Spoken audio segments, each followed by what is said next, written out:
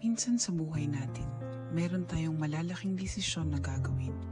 At lahat ng desisyon ay mahirap, lalo pat merong maaapektuhan, merong masasaktan, at merong bibitawan.